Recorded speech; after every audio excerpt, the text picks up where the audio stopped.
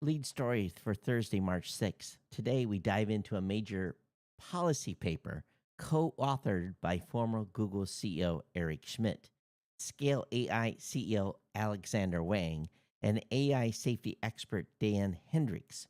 They're pushing back against the idea of a Manhattan Project for artificial general intelligence, warning that an aggressive U.S. race for AI dominance could escalate global tensions, especially with China, should Americans rethink its strategy on superintelligent AI. Well, let's get into it. Hey, everyone, welcome. And let's kick right off into this lead story today. And then we'll get into some background of what I've been up to. So, Eric Schmidt announced, or basically is arguing against this Manhattan Project for AI. And he akins it to the same thing that happened during the nuclear or atomic arms race, in that it will pit one country against the other. I think he's just being a little bit naive in that this is already happening. This is happening today. Um, there is a race that is already happening. Each country that is investing in this is already digging in and trying to beat the other. I just don't think that there is any way that this is not going to happen. If it isn't, again, if it isn't already, these AGI AI models are coming. Will we be the lead or will we be the one behind? And there's major, major ramifications um, in regard if we lose this. And I just think that they're misguided here in this, and that Schmidt, Wang, and Hendricks um, that feel that that we're not in an AGI standoff. I truly believe we are at this point in an AGI standoff, and I just can't see how um, we don't avoid um, what is in front of us here. So this they're coming out saying, we shouldn't be doing this, but is this really logical? You think about it. A Manhattan Project for AGI, as he says, assumes that rivals will acquiesce to an enduring imbalance or omnicide rather than move to prevent it. What begins as a push for a superweapon and global control risks prompting hostile countermeasures and escalating tensions, thereby undermining the very stability the strategy purports to secure. Well, I'll say that me paying for a $200 version of ChatGPT per month puts me at a strategic advantage of others. So where are we at? I just, this to me is ludicrous, and I think he's out of touch with. I understand why he doesn't want it, but there's not kumbaya in the world at this point. There really isn't. So I just don't see how this doesn't happen. How this battle to the top. I'd love to hear your comments on what you think. Do you think there's an AGI race already or not? Love to hear your feedback. Let's get into the rest of the show. Hey, I want to welcome you to episode 1804. Of course, I'm your host, Todd Cochran. A shout out to incredible sponsors at GoDaddy. Score exclusive deals and discounts at geeknewscentral.com/GoDaddy. And to all of our listeners, you're the real heartbeat of the show. And if you want to support GNC, head to geeknewscentral.com/insider and become a GNC insider. We are lit. We are not lit and live. I'll talk about that in a minute. So that'll be fixed here in a few days. But definitely grab one of those new modern podcast apps at podcastapps.com. And of course, you can check out the full Geek News Central universe over at geeknewscentral.com, where you'll find all our partner shows and tons of new content. Of course, if you stay in the loop, follow or subscribe to the podcast via your favorite podcast app. And do not forget to sign up for our newsletter at geeknewscentral.com. You'll find that there. Of course, we want you to join the conversation. It's real simple to do. You can join it at geeknews.chat or email me directly, geeknews@gmail.com. Of course, you can hit me up on X at Geek News, and you can even catch me on Facebook. And of course, Geek News Central listeners, we want you to save money. It's really, really important that you do so and save with our sponsor, GoDaddy. Let's start with a website or a podcast. GNC codes make it easy and affordable. Grab GoDaddy's economy hosting for just $6.99 a month. That's a full year of hosting with a free domain name, professional email, and SSL certificate. Interested in WordPress? It's my favorite. Try WordPress Managed Hosting for just $12.99 a month, which includes a free domain name, professional email, and SSL certificate. And of course, if you need a domain name, get yours for only $11.99. And how about how about using GoDaddy Website Builder? You use that for 30 days. A 30-day trial gets your personal business and a Business Plus plan. And of course, I use all of the GoDaddy products and services, and your support keeps this podcast alive. Use our codes, click and save, copy the codes and save. And again, you're back in an independent team of creators. Share my codes or website with friends and family, because every time you do, and every time a code is used, it supports the Geek News Central Ohana and family. And thank you for keeping us online and going strong. Again, at geeknewscentral.com/GoDaddy. So, suffering from a little carpal tunnel this morning. New position, working. I need to readjust, not use the mouse for a few days. It's pretty bad. I've got it right in there, and that's just 2 days of work. So definitely going to be working on this hand. If you see me rubbing it, I'm just sore, so I apologize if you see me rubbing on my hand today during the show. One thing I'm finding is I'm settled in here, and not everything went to plan. I had brought a Mac Mini with me, and with the intent of having a full screen monitor in front of me. And for some reason, the Mac Mini is not accepting the US or the Elgato FaceTime Pro USB camera. It says, hey, it needs a USB 3. I'm just a little bit annoyed. Everything says it's supposed to be USB 3.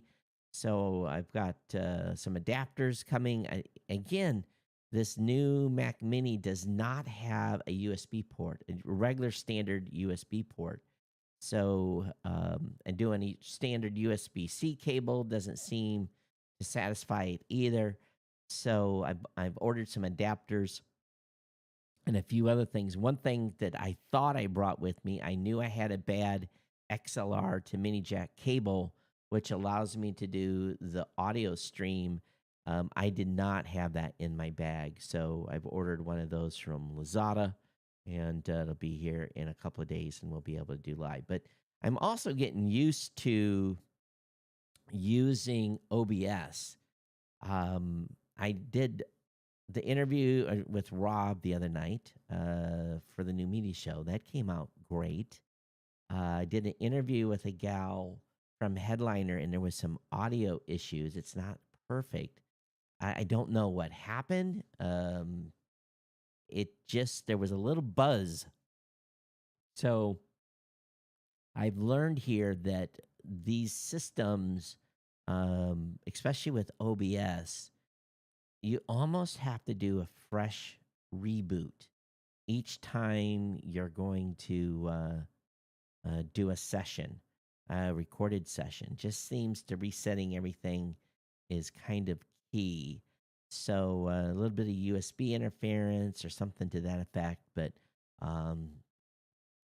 overall, though, I think the stream is good tonight. It's live. It looks good. So I'll be going live in the evenings, later Eastern. So like right now, it is 9:40 p.m. Eastern. So typically it's going to be 9 o'clock or later when I do these live events for GNC. So if you're on the West Coast, you'll have an opportunity to catch the show a little earlier when you're there. But anyway, that's an update. Pretty much settled in, full work week here. So that is good. Not jet lagging too bad. I've adapted. I'm on a regular U.S. Eastern schedule, so I'm working essentially from 9 p.m. at night until 4 o'clock in the morning. Actually, 7 p.m. to about 4. The show comes a few hours after I get a little bit of rest because I'm not completely 100% at the end in the middle of the night yet. So that's why we're going a little bit later with the podcast. But anyway, back in the saddle here. Hey, Russian crypto exchange Garantix, Garantx, is seized by law enforcement officials. And the U.S. Secret Service, working with a coalition of international law enforcement, has taken down and seized the website of this Russian cryptocurrency exchange, accused of being associated with a darknet. So this was, I don't know where was it being hosted. They say last month the EU also sanctioned them, saying it was closely associated with Russian banks. So anyway, the takedown happened. Doesn't say where the server was, but the crypto exchange and domain names have been seized. Big news on the Bitcoin front. The president today signed an executive order for a strategic Bitcoin reserve. And this is a very interesting move. And what's being decided here. So far, the U.S. government is not going to buy any kind of Bitcoin, shitcoin, or any other type of coin. They're strictly going to use seized assets. So the reserve will be capitalized with Bitcoin owned by the federal government that was forfeited as part of a criminal or civil asset forfeiture proceeding. Additionally, the order established a U.S. digital asset stockpile, which consisted of digital assets other than forfeited Bitcoin. Bloomberg had earlier reported that he was expected to sign this order, but it will be kept as a store of value. They will not sell. The U.S. will not sell any Bitcoin put in reserve. And they are going to support XRP, Solana, Cardano, Ether, Bitcoin would be the heart of the reserve. Currently, the U.S. government is holding around $18.28 billion worth of seized crypto, 198,109 Bitcoin worth $17.87 billion, making up the bulk, with a little bit with the rest of the with the coins. So good on that. It's being announced that Apple's first foldable iPhone should arrive around the end of 2026, early 2027.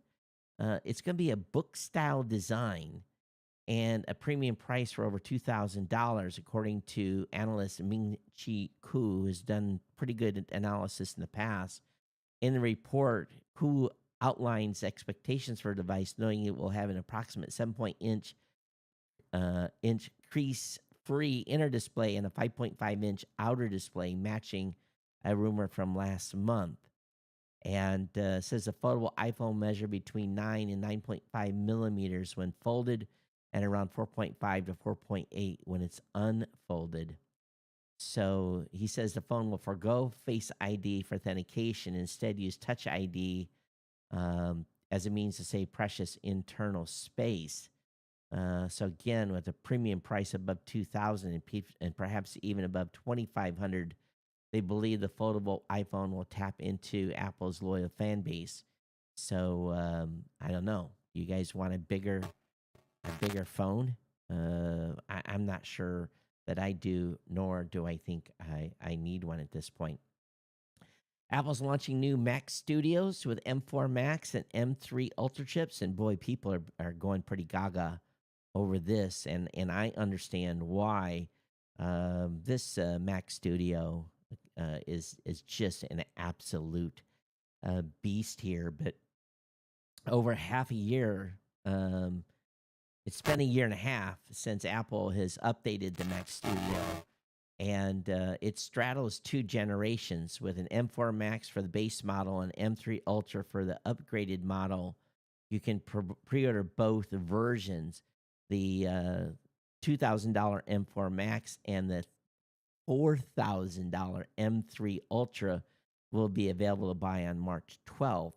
Apple says the M4 Max Studio is up to 3.5 times faster than the original M1 Max version, and so that's an amazing jump in performance. It was already a beast to begin with. Now the M4 Max MacBook Pro, um, excuse me, it has like the M4 Max and MacBook Pro.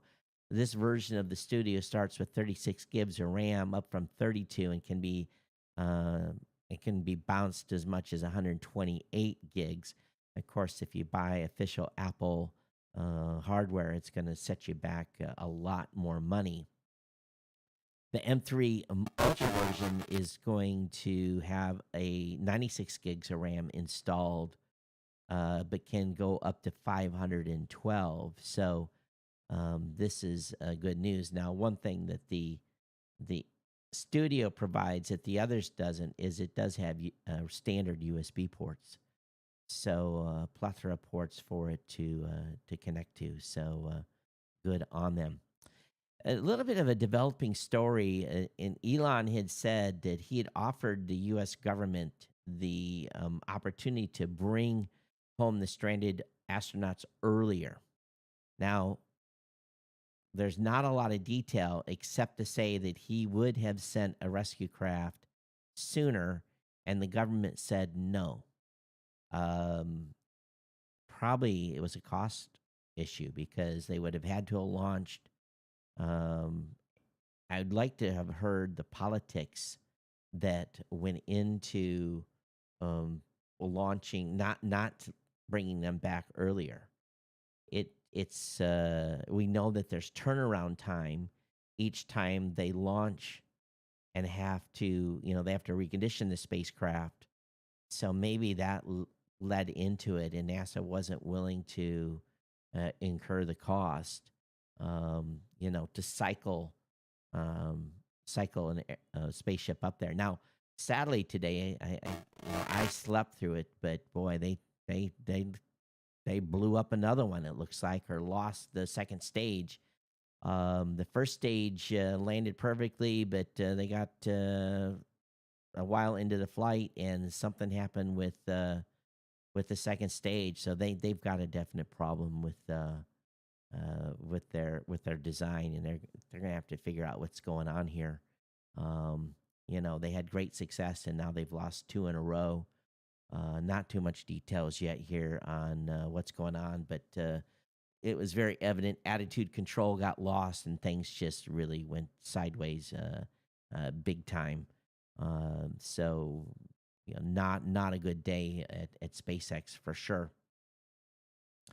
There's been a new smartphone that is has been announced. Um, it's called an AI smartphone.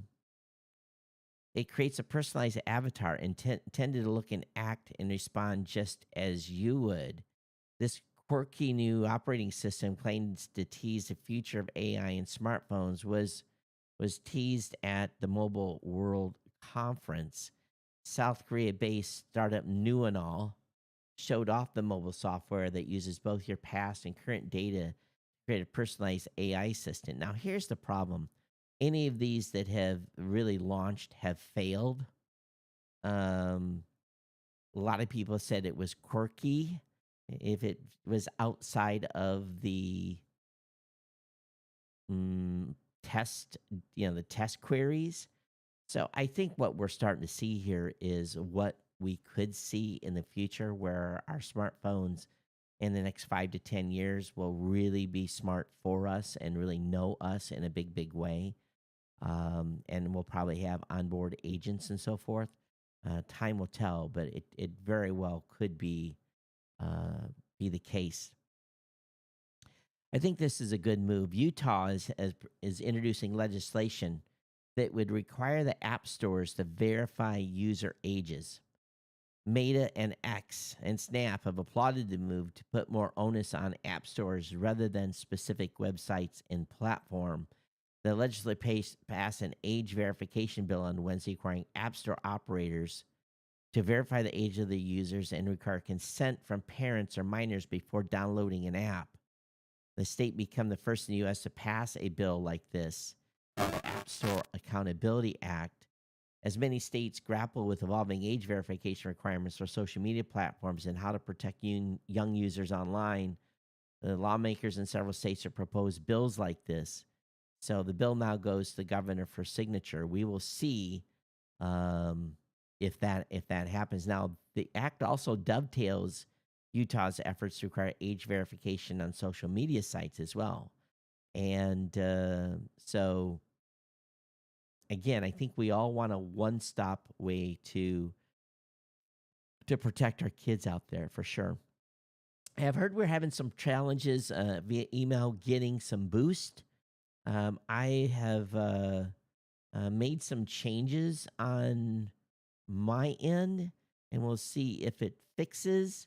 But we did get 2,202 sats from Darren saying anyone paying taxes should be furious how our tax dollars are being spent. That was a week ago. I know I had some people that had come in and congratulated me on the 1,800 episode. We did not see some stats come in from some folks that said they did. So I did make some changes. So if you guys want to test and see if the stats go through, I definitely would appreciate it. Also, at the same time, I want to thank Roger Nash for his $2 sustaining or anonymous, his two, not anonymous, for his $2 donation. Richard Woodward for his $10.41 Warrior donation, and Michael P for his $5 Ohana donation. You can become an insider, geeknesscentral.com /insider. We definitely appreciate it when you make a donation to the show. Again, geeknesscentral.com /insider is the place to do that. Google is confirming mass app deletions on the Play Store after ad fraud. Apparently, 56 million downloads over 100 different apps. Is it crazy? And it was malicious apps. Why aren't they catching these things? And essentially, people are paying for advertising that is absolutely fraudulent. How come they can't detect this in the app review? It seems like Google is the one that gets hit by this the most. And I don't get it, to be honest with you. I really, really don't. DirecTV skinny bundles have a cable news problem. And what it basically is these bundles. You know, they talked about these new bundles. The My Entertainment bundle at $35 a month includes a broad mix of entertainment, channel, and cable news, but no local sports. The My News channel, $40 a month, has all the news channels. The My Sports channel has a whole bunch of sports, but news once again. So $35 for My Entertainment, $40 for My News. My Sports is $70 a month. So it's very, very curious that news is being bundled with all of these. The My Sports has ABC, Fox, and NBC channels, plus ESPN, Fox Sports, Turner, 4 league-specific channels, USA, along with cable news. ESPN Plus is also included. So it's a weird bundle. Now, they're also selling a $35 a month Espinal package and some optional add-ons, including a $10 per month My Cinema package and $13 per month My Sports Extra package with NFL Red Zone. So bundle, but the bundles include news. So if you get your news elsewhere or don't watch news as much as you have been, this bundle with I don't know, are they a business that's just going to go by the way of the dinosaur here at some point? VW is testing robo-taxis in snowy, icy Norway. The taxi service that only operates in good weather isn't a good taxi service. And I have to agree. I think this is brilliant. Norway, it's they get a lot of snow. So, there's a reason that Phoenix, Arizona is the home of many autonomous vehicle programs because they've got great weather. But a commercial robotaxi is going to need to be able to drive on all kinds of streets, snow or shine. So good on VW for testing its robotaxis in a snowy wonderland. A little bit of space news here. Scientists reveal the source of a radio signal from the other side of our universe that traveled 200 million years to get here. And it basically talks about radio signals coming off of, um, it was it a red? It's come from a neutron star's magnetosphere. Now, how they detected it and got it narrowed down to where it came from is pretty impressive. And they say that the radio bursts come from a region less than 30,000 kilometers in size. Now, how can they tell that from 200 million years, light years away? Uh, okay. Link will be up in the show notes. Victrola is adding more wireless options to its Sonos capable turntables. So they're adding, believe this, Bluetooth and UPnP and rune streaming. Now you won't just be limited. Wow, great. You would have thought that that would have been by default in the beginning.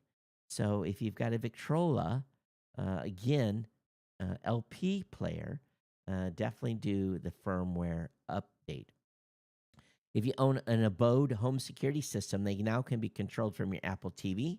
Apple TV users can manage their Abode system and see up to 4 security feeds on their TV. The company has also upgraded its Android TV app.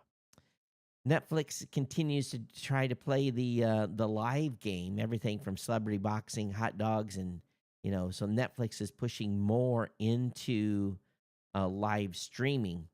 And of course, we've seen issues with some of those events in the past, but according to some of the reports coming out, Netflix is going to be expanding and doing even more live going forward. And it should not be a surprise, but they're expecting more announcements. There's big crying going on in Washington, D.C. Mass federal layoffs will have devastating impact on cybersecurity, a former NSA cybersecurity director warns. Now, notice he said a former NSA cybersecurity director. How does he know? How does he know that there's going to be effect if he doesn't work in government anymore? He says, I want to raise concerns that the aggressive threats to cut U.S. government probationary employees will have a devastating impact on the cybersecurity and national security. 130 positions were cut from the Department of Homeland Security Cybersecurity Infrastructure Agency. If you can't survive losing 130 people in a massive, massive department, something's wrong. So, of course, this is all being litigated in the courts, but everyone that can cry foul is crying foul. But a U.S. congressional panel, this is news, this is big. A U.S. congressional panel is urging Americans to ditch TP-Link routers. They say ditch Chinese-made routers. So a U.S. congressional committee is urging Americans to remove Chinese-made wireless routers from their homes, including those made by TP-Link. Right over here, TP-Link. Calling them a security threat that opened the door for China to hack U.S. critical infrastructure. So Rob Joyce, former director of cybersecurity at National Security Agency, told Wednesday's committee hearing that TP-Link devices expose individual cyber intrusions that hackers could use to gain leverage to attack critical infrastructure. We need to take all action to replace those devices so they don't become the tools that are used in attacks on the U.S. Now, we know that there's a ban being considered. What exactly? Explain to us exactly what's happening. That's what we need to know. Of course, DJI, we'll see what's going to happen with drones, but an upcoming DJI Mavic 4 Pro premium drone could deliver a new camera and will deliver new camera skills and lidar. So the latest leaks suggest that the DJI Mavic 4 Pro may not be too far away. DJI has yet to tease or confirm anything about it, but again, um, there appears to be some images out there of the final design. And if it's true, it might be a clever mock up by a May fan. But again, uh, it's going to have all the normal improvements. It's going to have a better camera, larger sensors. Um, so again, we will see added range of motion. So time will tell. So if you're a DJI fan like me, keep your eyes peeled. Now with those big cameras on those drones, it's just that much higher risk of something happening for sure. I'm going to call out Engadget in a big way today. They are so pissing on Elon Musk. Listen to this. The Musk Starlink stands to benefit from a change to the broadband equity program. The U.S. Department of Commerce is changing the requirements for the Biden administration's broadband equity access and deployment program, BEAD, which I don't know if we've ever talked about.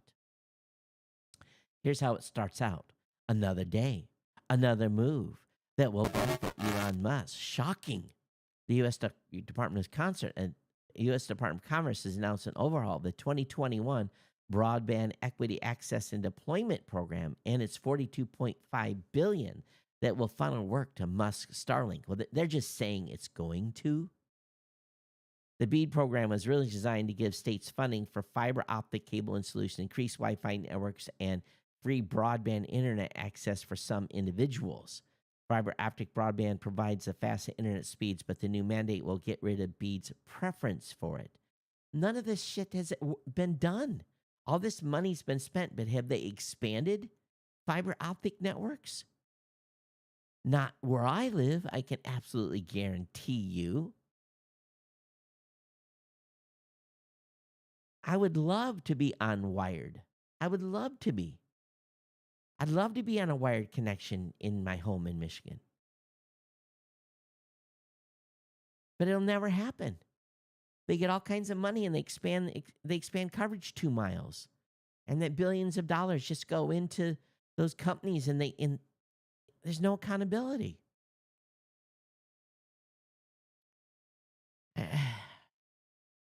If we actually wanted to do something, there could be an initiative to wire the entire country with fiber. There could be. But it hasn't happened. We've known for 20 plus years that fiber is the way ahead. But do you think they're putting fiber down when they're putting new roads in and stuff? No. They don't do it. Not even any mandate, not even any consideration. Would be so much easier as they're regrading roads, reworking stuff to be able to drop in fiber, or at least put in the piping to run fiber. Toronto Zoo's final update on January 2024 cyber attack arrived this week. It said that everyone who purchased a general admission ticket or zoo membership between 2000 and April 2023 had their personal data stolen. It's just one of many, many, many cyber attacks where all our data is out there. Tech Radar's got the update on everything new on Prime Video in March. Is anybody watching anything on Prime? I very rarely go to Prime anymore to watch anything. If you see something on Prime that's interesting, let me know. Tired of your carrier? T-Mobile will pay you $3,200 to switch to T-Mobile. They'll pay for $800 for up to 4 lines to do that. So that's a big deal. Now, there are some caveats to it. But if you're thinking about making the switch, what a great deal to pay off contracts, pay off phones. I don't know what the commitment is, but $800 a phone and up to, and of course, I love T-Mobile because I can travel internationally with it and not pay anything more. Great, great, great service, in my opinion. Brother printers are in trouble. People are really crying foul.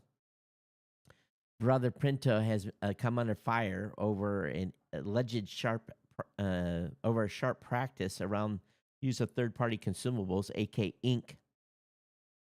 So they've done an update to their printers that are basically causing the printers to not print as high quality. So you lose quality when you're now using off-party ink. I've got a problem with an HP printer right now that I'm using HP ink and it's still bitching about the ink not being HP ink. It's really ridiculous. It really, really is. And it can have 25 notices on my computer every couple of days. If you're not using original ink, you're not using original ink. It's just beyond annoying. And there's an HP cartridge in there. I'd like to throw all of them in the trash, to be honest with you. Your old Pixel phone just got a performance and camera boost thanks to Google's no software update. So if you've got an old Pixel phone, Google's been busy pushing out software updates for its Pixel phones. First, though, Google's updating Pixel camera app with the latest version 9.8 arriving on compatible devices. Among the new features, they've got an option to turn off the cute animation in astrography mode. The Google Pixel 7 and will now get 2 extra years of updates as well. Every phone, the Google 9 series, gets support for remote connected cameras. Second update will be updates to Pixel 6 and Pixel 7 and Pixel 8 phones. So yeah, some updates there for some of those older phones for those of you that haven't. Also, YouTube is warning of a phishing video using its CEO as clickbait. Basically, YouTube is warning its users that someone's using an AI-generated video of CEO Neil Mohan in a post. The company's website, the company says, aware that those that are phishing have been sharing private videos to send false videos, including an AI-generated video of YouTube announcing changes in YouTube monetization. None of it is true. Over at TechCrunch, they're talking about a AI startup called Atara Axis, Ataraxis, that's raised $20 million to personalize treatments. So basically, they're saying AI used early in a healthcare regimen can predict early cancer potential in individuals. So basically, they're saying that they have the ability through AI to make a determination if someone is going to get a cancer in down the road, or what the outcome looks in 5 to 10 years with existing cancer. So this AI stuff is going to have a big impact on health. They're starting with breast cancer, some sort of a kit. Not a lot of details here, but a small amount of money, considering how big of an impact this type of stuff could have. That's for sure. And Apple's finally unveiled the MacBook Air with an M4 chip, but the best news is the price. And they're going to see a price drop. While fundamentally same as last year, the MacBook M3 and M2 from their handful of upgrades and some small aesthetic changes. What is the price going to be? It's going to be $100 cheaper. The 13-inch MacBook Air starts at $999 with 16 gigs of memory, and the 15-inch starts at $1199. Again, M4 chip being rolled out. I question this article. A quarter of startups in YC's current cohort have code bases that are currently almost entirely AI generated. And I sent this over to my dev team. I want them to reply, and I'll see what they say tomorrow. But they say 95% of the code base was generated by AI. But a lot of bugs, a lot of security issues. They can't import libraries. Need lots of review. I would probably agree with all that, but I want to know what kind of apps are they building? What kind of software are they building with this? That's the key here. There's no discussion whatsoever of the types of services that are being coded up in this. So if it's just purely an app, hmm, Bolt New, Codium, Cursor, Lovable, and Magic are a few of the AI powered coding startups that are out there as well. So anyone coding at all at this point with AI, you're doing the majority of it. Hey, I want to thank you for joining me today. If you've got a comment on the show, geeknews@gmail.com, geeknews@gmail.com. Don't forget about supporting us with becoming an insider, and don't forget to support our sponsor as well. Definitely going to be making some additional changes here. I've got the lighting kind of dialed in now, which is awesome.